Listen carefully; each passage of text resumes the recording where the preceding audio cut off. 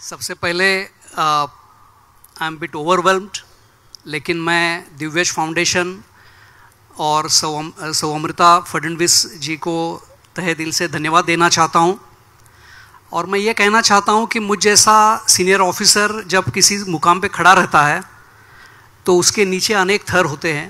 जैसे महाराष्ट्रात आपण दहीहंडी खेळतो तो सर्वात वरचा गोविंदा असतो, छोटा असतो, तो दहीहंडी फोडताना दिसतो, पण खालचे थर असतात त्याच्याशिवाय तो तिथे जाऊ शकत नाही।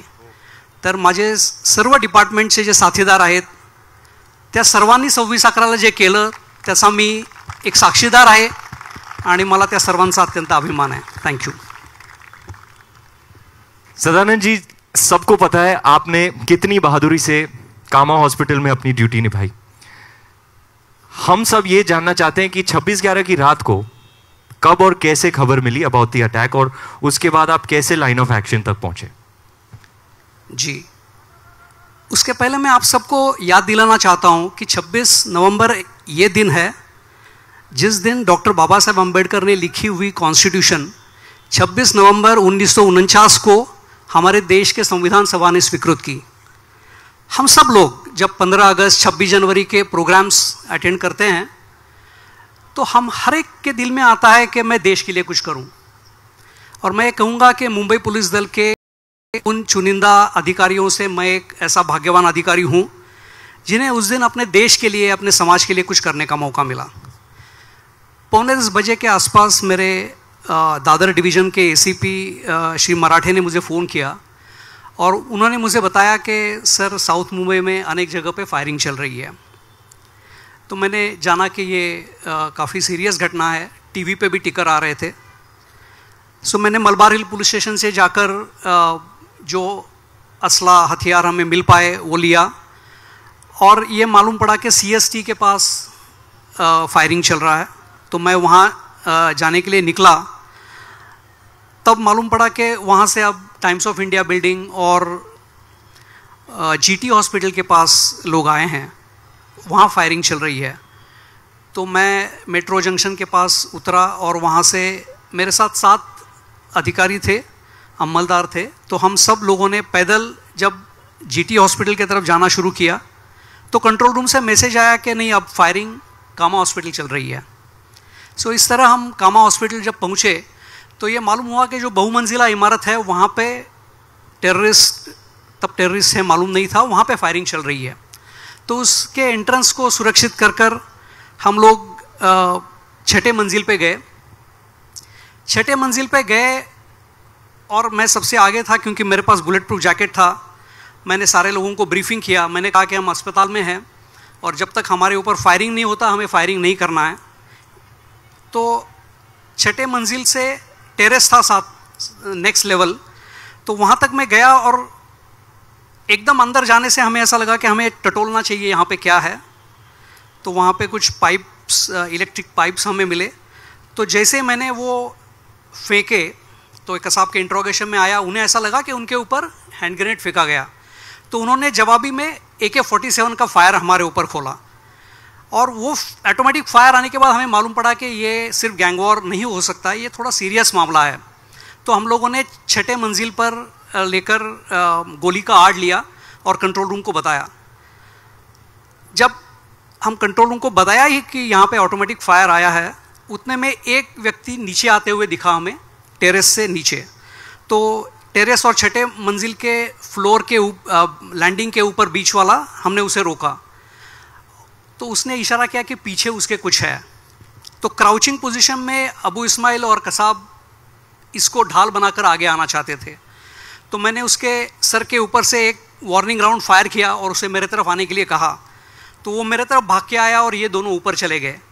जब इसको हम पूछताछ कर ही रहे थे तो मुझे अभी भी याद है, एक छोटा ग्रीन बॉल ऊपर से आया और लिफ्ट से रिकॉशिट होके हमारे बिल्कुल सामने फटा। मेरे आँख में ग्रेनेड शार्पनर्स गए, आज भी है। और वहाँ पे प्रकाश जी मोरे हताहत हुए, सभी लोग घायल हो गए। लेकिन मुझे नेशनल पुलिस एकेडमी में जो हमें सीख दी है कि अगर आपके ऊपर गोली आ रही है तो आपको गोली का जवाब गोली से देना है, नहीं तो आप ग्राउंड लूज करेंगे। तो हमने जवाबी फायर किया, लेकिन उसके बाद और एक ग्रेनेड आया और उसमें जब सभी लोग घायल हो गए तो मैंने मेरे लोगों को बताया कि आपके हथियार यहाँ रखिए और आप अपना इलाज करने के लिए जाइए और मुझे रीइंफोर्समेंट भेजिए, जब तक रीइंफोर्समेंट नहीं आएगी मैं इनको यहाँ से जाने नहीं दूंगा। तो मैं और विजय खांडेकर दोनों लोग वहाँ पे थे। लगभग 40-50 मिनट फायरिंग चला और मैं जब आज पीछे मुड़कर देखता हूँ तो 26/11 से अगर मैं कुछ एक चीज़ सीखा हूँ तो वो यह है कि मेरी रिस्क टेकिंग कैपेसिटी काफ़ी इम्प्रूव हो गई है, क्योंकि हम लोग तो तैयार नहीं थे, सिर्फ रिवॉल्वर लेके वहाँ गए और उनके साथ हम टिक पाए। एक चीज़ और मैंने पाई कि उन 40-50 मिनट में मुझे कभी ऐसा होता है, संदेह होता है कि क्या मेरी ड्यूटी है, क्या मुझे ये करना चाहिए, या डर भी आता है। तो मैं भाग्यवान इसलिए मानता हूँ कि मुझे डर छुआ नहीं। बस एक बार मौत का थॉट आया कि मेरे बच्चों का क्या होगा। तब मैंने बताया कि मेरी वाइफ मनीषा बहुत एकम्प्लिश्ड प्रोफेशनल है, वो बच्चों का ख्याल करेगी, मेरा ड्यूटी यहाँ है, इन्हें यहाँ से जाने नहीं देना है जब तक मेरी रीइंफोर्समेंट नहीं आती है। 26/11 की जब मैं सोचता हूँ, देखता हूँ, तो हमें ज़रूर गम होता है, लेकिन हमें उम्मीद भी जगती है कि 17 ऐसे जवान जिन्होंने अपनी शहादत दी इस देश को, इस समाज को, यहाँ के लोगों को महफूज रखने के लिए, और कई मुंबई पुलिस के जवान लाठी लेकर, रिवॉल्वर लेकर, 303 लेकर उन्होंने AK का सामना किया। मुझे बहुत गर्व महसूस होता है कि मैं ऐसे पुलिस दल के लिए काम करता हूँ।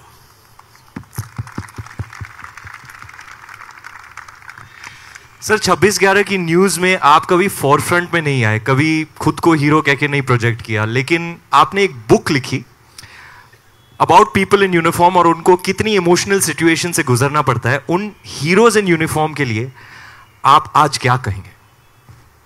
जी, तर मी मराठीमध्ये पुस्तक लिहिलं वर्दीतल्या माणसाच्या नोंदी। मला असं वाटतं पोलीस विभागामधलं सगळ्यात मोठं चॅलेंज असेल तर ते हेच आहे की आपल्या आसपास सगळीकडे गैरप्रकार होत असताना, आपल्यावर प्रेशर असताना आपण संयमाने, धीराने पण आपलं कर्तव्य नेटाने कसं करायचं। तर त्यात उत्तम काम करणाऱ्या माझ्या साथीदारांचं, माझ्या वरिष्ठ अधिकाऱ्यांच्याबद्दल मी लिहिलं। आणि मला पुन्हा एकदा हे सांगायचं आहे की पोलिसिंग जर काही असेल तर ते एक टीमवर्क आहे, आणि ते टीमवर्क नसेल तर पोलिसिंग होऊ शकत नाही। सो त्या सर्वांच्या गोष्टी मी त्याच्यामध्ये लिहिलेल्या आहेत। आणि मी जेव्हा पोलीस डिपार्टमेंटकडे बघतो तेव्हा मला असं वाटतं पोलीस डिपार्टमेंट काय आहे, तर आम्ही समाजातल्या अपप्रवृत्तींना लावणारा एक चांगला ब्रेक आहोत। अशा अपप्रवृत्तींचा आम्ही लगाम आहोत, आणि आमचा देश आणि आमचा समाज ही जर एक गाड़ी मान ली अपन, तो कोई भी गाड़ी उतनी ही फास्ट जा सकती है जितना अच्छा उसका ब्रेक हो। तो मैं ये बताना चाहता हूँ कि कभी ऐसा लगता है पुलिस वालों को कि हम बहुत निगेटिव काम करते हैं, किसी को पकड़ते हैं, किसी को अंदर डालते हैं, लेकिन अगर हम ऐसा नहीं करेंगे तो शायद हमारा देश महफूज नहीं रहेगा, वो समृद्ध नहीं होगा। तो मैं समझता हूँ कि ये कठिन काम है, लेकिन हमें काफ़ी हिम्मत है और काफ़ी हार्डवर्क करते हैं पुलिस वाले। और मैं बहुत गर्व महसूस करता हूँ कि मैं मुंबई पुलिस में काम किया हूँ, महाराष्ट्र पुलिस में काम किया हूँ, NIA में काम कर रहा हूँ। Thank you.